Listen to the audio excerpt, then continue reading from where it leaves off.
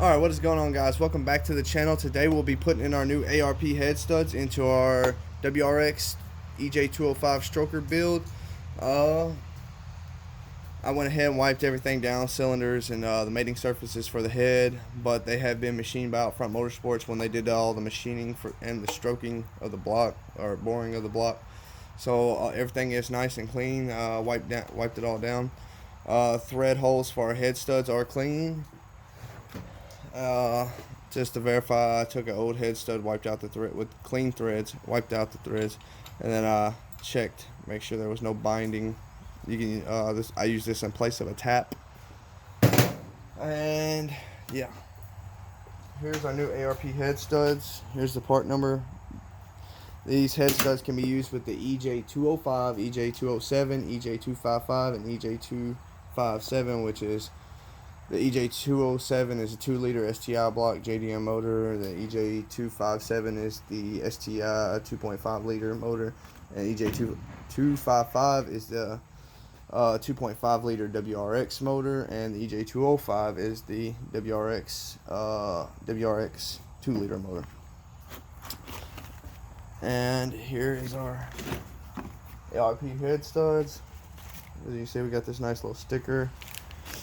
Nice packing.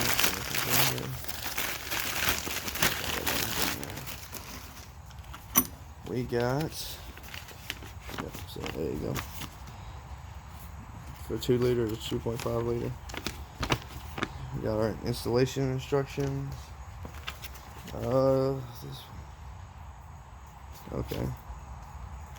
We got some fastener assembly lube. We got our flange nuts. If my camera will focus. There it is. We got flange nuts, 12-point flange nuts. We got our washers. And as you can see, we got our ARP head studs.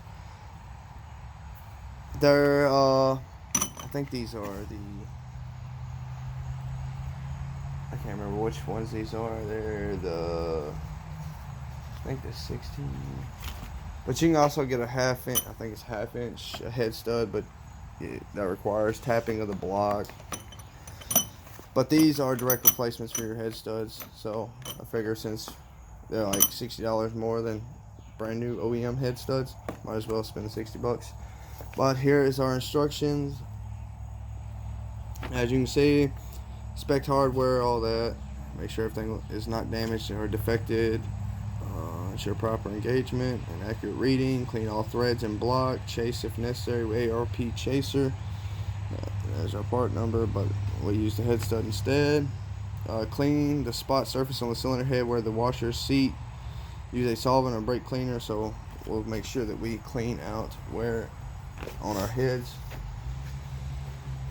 where our head studs will go. So right in there, I'll have to take my camshafts out, but we'll have to make sure we clean those seats right there for each head stud, so you can get one there, one there, one there.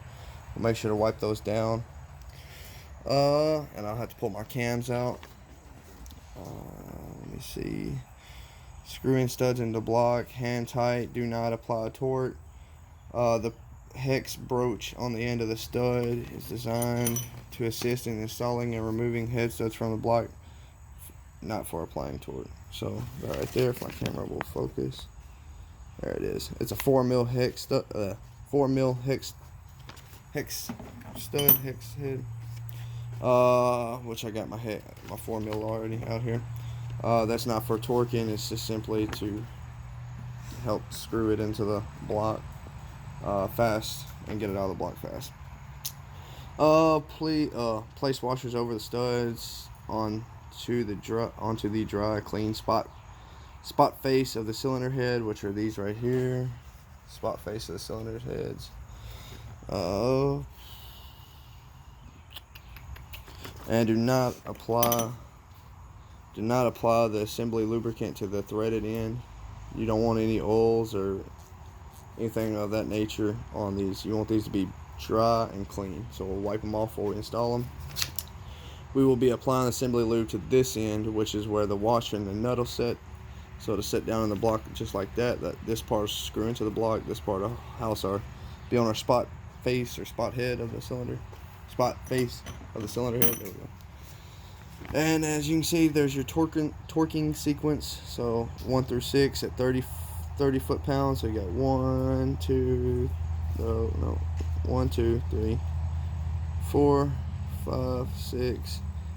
Do all those at 30 in that sequence. Then you go to 60 foot-pounds in the same sequence, and then you'll go to 90 foot-pounds in the same sequence. And yeah, I think that's about it. Alright, now that we got our cams out, I went ahead and wiped down my cam journals. Now would be a good time to check for any scoring. It's not too much. I mean, we got some scoring right here. As you can see, that dark gray line right here. It should all be that shiny silver, but instead we got some scoring. As you can see right there, right there.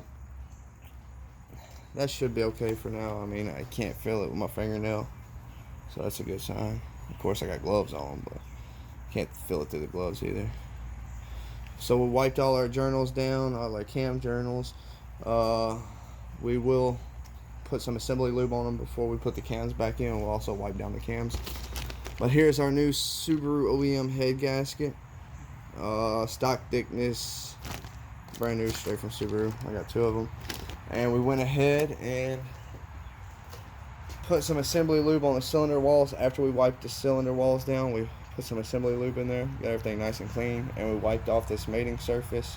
Make sure, because I did drop some assembly lube, so we wiped it all down. And now we will go ahead and put our new head gaskets in. Alright, as you can see, when you go to put your head gasket on, there's only one way it'll go on. As you can see, this is pretty close, but it's hitting this coolant crossover pipe.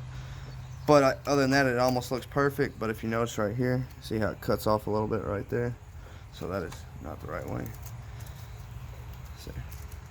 So one way it'll go on. As you can see, cuts off none of our coolant passages.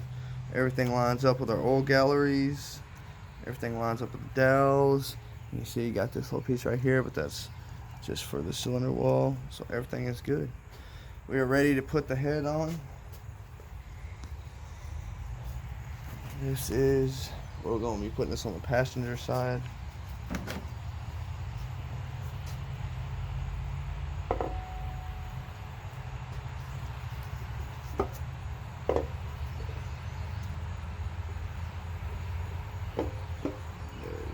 There.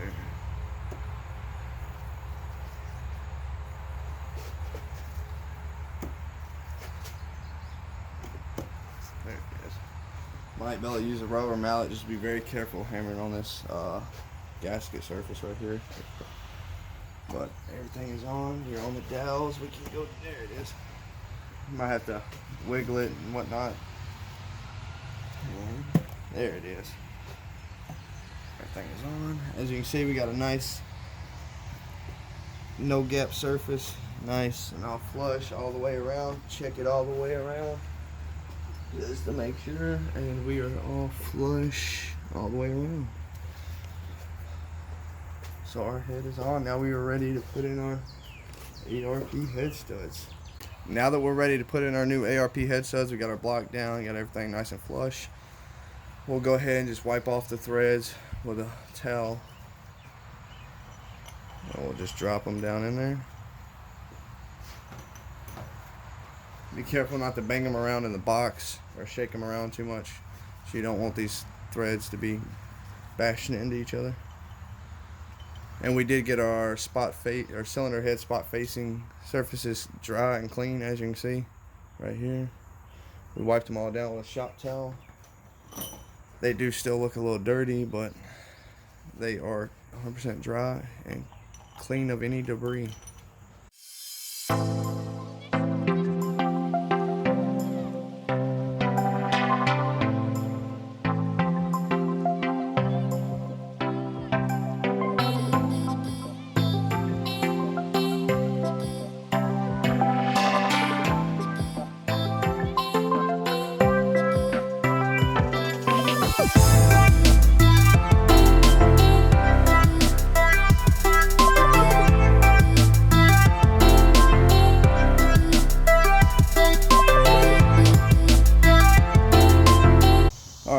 Now Now we'll go ahead and proceed to put our washers on.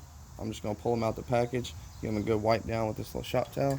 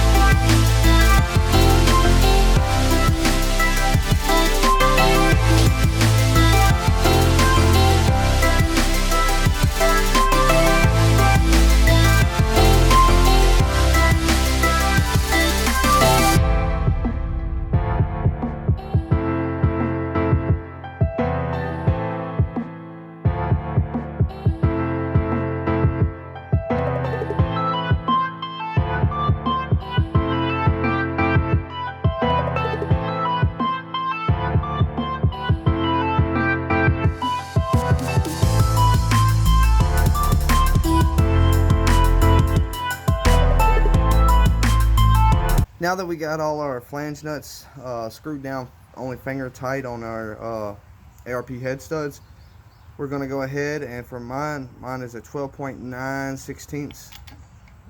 I tried a 12.15 mil and it had a little bit of play in it versus this 9/16 12 mil.